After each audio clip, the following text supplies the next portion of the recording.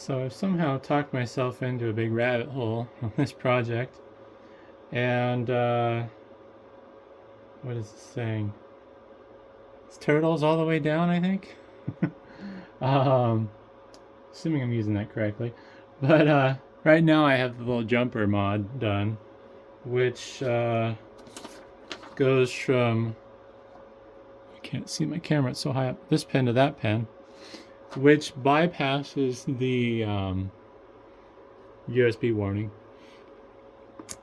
But I've created all sorts of other questions and problems. So one thing I didn't understand, I'm going to turn this off, is why does the jumper mod work? And to figure it out, I first pulled up the pinout of a standard USB 3 header, and these are both oriented in the correct way in reference to how we're looking at right now. And when I looked at the pins that they were jumping, it's like, all right, well, if this is standard USB 3.0 header, we're sending ground to ground. Now, that doesn't make sense, because what's that going to accomplish? Ground is ground, and I don't know of really any way to detect something if you're sending something to the same path it came from. It'd be like shorting out two 12-volt pins. You didn't accomplish anything. You're just combining the output or input of the two pins. So what I ended up doing is I ended up metering it out. And this is how far I've gotten so far. And so I kind of did some chicken scratches on top of the chicken scratches, which makes things more confusing. But I found 4 ground pins, found 2 3.3 volt pins, and a +5. And this is not a standard pinout, is what I've determined. So you'll notice after the stuff I have an X or a check mark. So on the top row, the 3 grounds, the 2 from the left are in the correct position, and the furthest one to the right is not. That should be V bus, which would be +5 volts. And then on the bottom row, we got +5 volt from the farthest pin left, which I don't even know if it's supposed to put out voltage. I forget. I've spent so much time reading technical documents that my mind is still spinning. But this is a ID pin, which from my understanding has something to do with detecting USB presence or load or something like that. I think this might be a data line. Voltages were kind of going all over the place, so that's kind of neither here nor there. Got another ground line there, 4 pins over, which is correct. And then, let's see, 2, 3, 4, 5, 6, 7 pins over. We got +3.3 volts, which is wrong. This should be a ground pin. And then the furthest pin right, that should be V bus, but it's 3.3 volts. So we got some problems. And then the other question is, are the data lines still in the correct spots? So you got 2 pins there, 2 pins there, and 2 pins there, which would line up with the standard pinout for data lines. And then at the bottom, we have potentially a data line there, data line there, data line there. So, in theory, what HP changed was the voltage outputs and ground locations. So they reoriented, reused pins that aren't signal lines, which is interesting, I guess. I don't know. So I need to do some more chopping, but this is, oh, whoops, that's the wrong one. This is one of the front I/O things I was trying to use, along with, oh, this one was featured in the last video. I think I zoom out a little. So this one, it worked with a weird quirk. And this one, well, worked is a relative term. It got rid of the error. This one also got rid of the error. until I started chopping it up. It still gets rid of the air, but yeah, it's a mess now. The reason why I had to have the 2.0 and the 3.0 plugged in with this to get rid of the USB detection error is because this USB 3.0 connection only goes to a single port. So that means half of these pins are being used. And apparently it's the half that has the 3.3 volt. Because if it's not the half that has the 3.3 volt, then there's no way to make that warning message go away. And it's specifically this 3.3 volt pin here. I did try jumpering this one to that one to see if that get rid of the missing USB error, and it doesn't. Only this one will. So what was going on with this one is, I believe this side of the pins were being connected to this port. And with how the pinout ends up working out, there was no path going from this to ground until I plug in the USB 2.0 port, and then that somehow gave it a path to ground, which is why I had to have both of these plugged in to bypass the USB error. This one, since it goes from one header to two ports, it was effectively shorting that to ground, because if this is a normal wiring, then this would have been a ground pin, and that would have been a ground pin, and all the grounds tie back together to the housing and the shielding around the port. So that is why it gets rid of the USB error. But it doesn't function because you have wrong things going to the wrong places. So VBus would be plus 5 volts for USB power, from my understanding. And if you're sending 3.3 volts while you're undervolting the device, on top of the fact that you're shorting out a 3.3 volt pin to ground. So I took apart a genuine USB I/O front header thing for the Z440, and I noticed there's this chip here that was hidden by the metal housing that it's mounted in, and it's a TUSB 8041, which is a Texas Instruments part, and it's a 4-port USB 3.0 hub.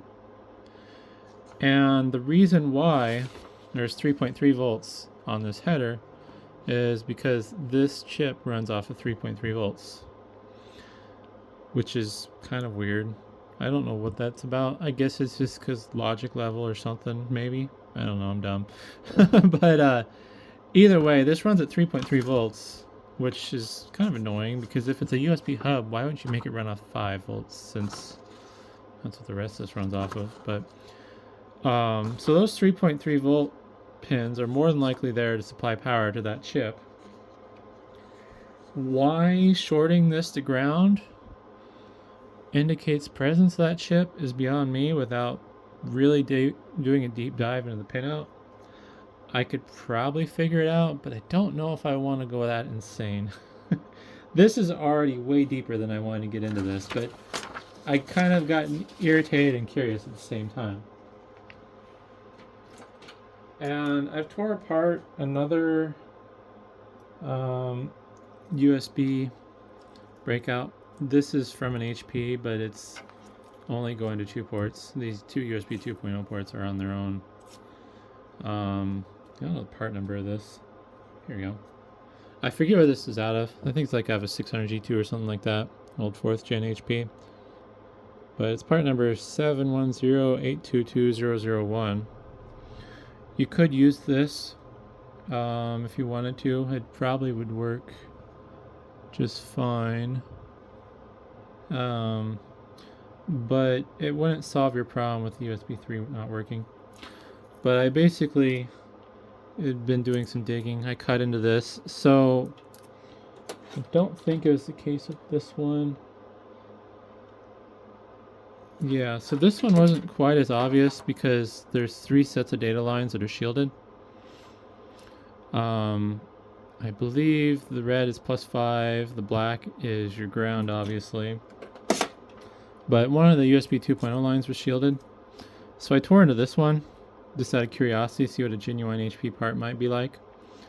So we got these two shielded lines that are for the SuperSpeed data connections for the USB 3.0. +5, ground, and then you got the green and the white, which are your USB 2.0 connections. It looks like they're following the standard color code because I did peel back one of the 3.0 lines and I got a blue and yellow. So it's kind of a mess. My theory at this point is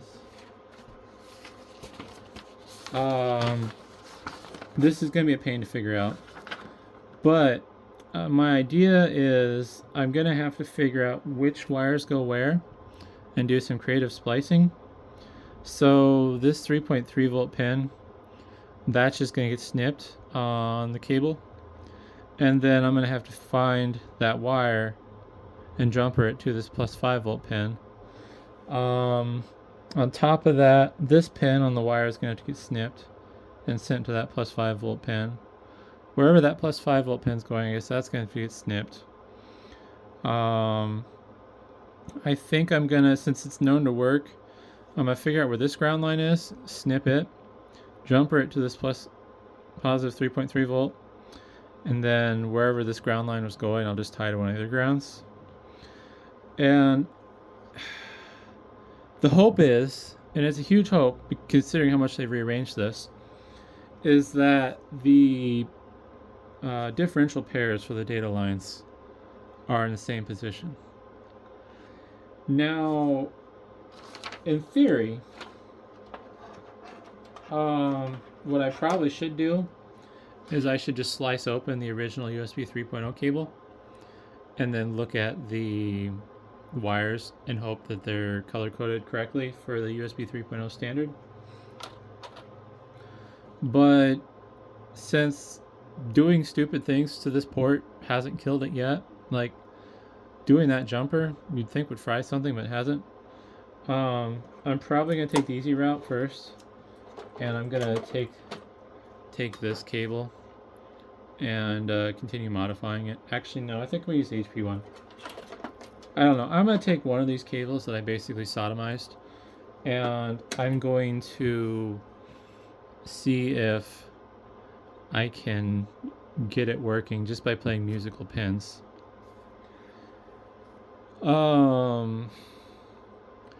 The other problem is, so let's say they did rearrange the data lines or did something stupid like that.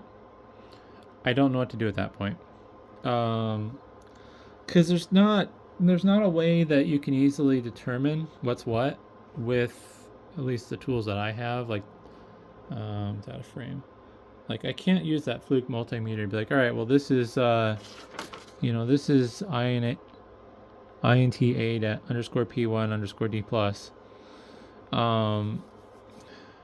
And I don't have an oscilloscope. Probably couldn't even afford an oscilloscope fancy enough to figure this out.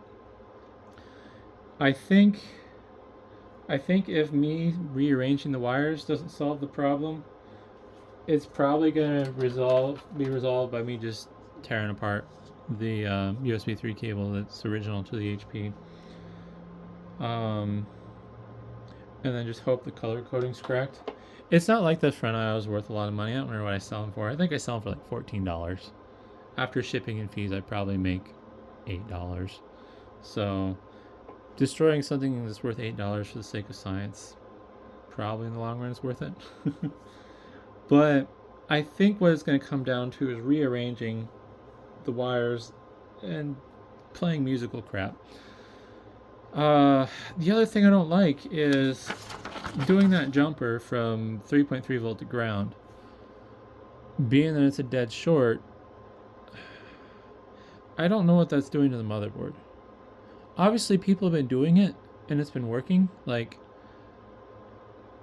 I haven't gone deep enough down the rabbit hole to fully understand, what people have been running into. I feel like that if that little jumper thing was a problem, people would have found out by now. Because, like, plugging in, it's a mess. Plugging in a standard, properly wired USB cable like this into the header is going to short that out anyways. Because if it doesn't have an immediate path to ground, it's going to get to ground through one of these pieces of shielding, the wire, the housing. Like, it's going to get to ground. So plugging in a standard wired USB 3.0 cable doesn't seem to be doing damage to these. But what I think, the two things I would consider doing is going with a resistor from there to there. I did use AI. AI suggested I go with a 10K ohm resistor because I think that would limit the current to 33 milliamps. So I could make jumpers I could sell that would plug into this. That would just go from there to there, but be better than just shorting it out. Otherwise, I'm thinking it might be interesting to make a cable that would essentially be an extension cable that plugs into this, and then from one end to the next, it would be rewired correctly, so it's functional. The question is I don't know what people would be willing to pay for that. Because, like, I don't remember how many lanes a PCI Express 3.0 USB card requires, but let me check real quick. I think I might have one. Alright, so I found a card. This is a USB 3.0 with an internal header. So this is basically the workaround that I think a lot of people are doing from the way it sounds, where since the internal USB doesn't work because it's not wired the same, they're just getting one of these cards like this so they can have front USB 3.0. I don't know what one of these costs without looking. Probably should have done that when I walked away. But let's say this. As a buyer, are you willing to give up a PCI Express 1X slot for USB 3.0 front connections? Then we'll say this card costs $15. Or would you be willing to pay more than that to have the onboard USB 3.0 working? And I think that's going to be a tough sell. This is going to be an expensive part to make. I mean, I could have it made in China, but I'd like to support US-based companies for stuff like this if I'm going to make my own products. Obviously, I got to put profitability in the factor as well, but it makes me feel better about myself if I try to find something domestic to make this stuff first. So my assumption is to make this, doing whatever is necessary, it's probably going to be another $30 cable. Just doing some thinking in my head. Like, I don't see how the company I'm working with to make my Tesla cables is going to be able to make this for less than $10. And it's probably going to be more than $10 because there's 19 pins.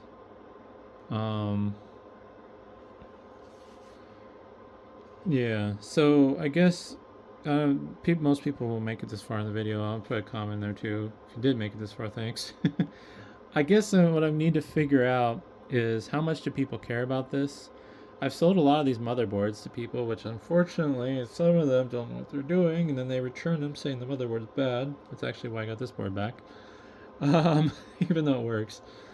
But would you be willing to pay $30 for a custom-made cable that lets you use the onboard header to use your front USB 3 rather than having to spend potentially $15 on one of these and giving up PCI Express X1 slot? But, like, what are you going to do with the X1 slot? You have, let's see, you have an X16, X4, X8, X16, like, GPU, the X4, maybe a 10 gig network card, the X8 RAID controller, X16 number 2, maybe a GPU for Plex, or transcoding or whatever, what are you going to do with the X1 if you're using this as a server? If you're using this as a gaming PC, you got more slots than you can need. But I think at this point, it's going to be a curiosity thing. And then if somebody shows interest, or enough people show interest, maybe I work out a way to get an adapter cable that would allow you to go from this to a standard correct wired USB 3 thing. But yeah, I don't know. That went on way longer than it probably should have, but there kind of was a lot to talk about with the different pinouts and the hub chip and all that. I will try to link to all the relevant stuff in the description. And then yeah, the more of a curiosity at this point than anything else, but it's one of those things where it's like I want to know now because it irritates me. So yeah, hopefully that was interesting, and thanks for watching.